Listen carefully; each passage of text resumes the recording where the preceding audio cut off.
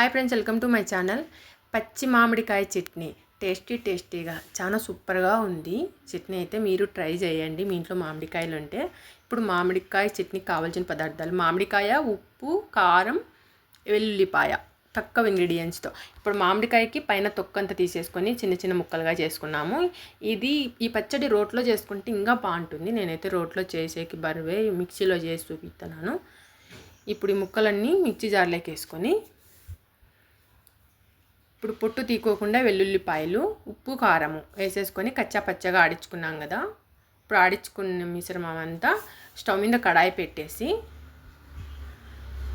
నూనె వేసుకొని, నూనె వేయడం తర్వాత ఆవాలు, జీలకర్ర, కరివేపాకు, ఎండుమిర్చి, చిన్న చిన్న వెల్లుల్లిపాయలు. పెద్దవి అయితే చట్నీలో బాగుండదు, అందుకు చిన్న చిన్నవి అయితే చట్నీలోకి కలిసిపోతుంది. ఇప్పుడు కొద్దిగా ఉల్లిపాయ ముక్కలు, ఇప్పుడు కలర్కు తగ్గట్టు చిటికెడు పసుపు వేసుకున్నాం కలర్ కోసం. ముందే ఉప్పు కారం వేసినాం కాబట్టి ఇప్పుడు ఏమీ వేయలేదు, నేను ఊరికనే పోటీ పెట్టుకుంటున్నాను.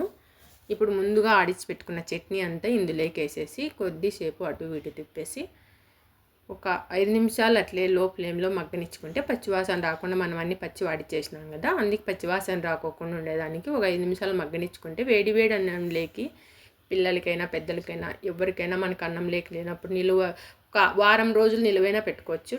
టేస్టీగా ఉంది చట్నీ అయితే, మీరు ట్రై చేయండి. మా వీడియోని వస్తే లైక్ చేసి సబ్స్క్రైబ్ చేసుకోండి friends. Thank you for watching. Bye. Taste అయితే సూపర్గా వచ్చింది. బాయ్.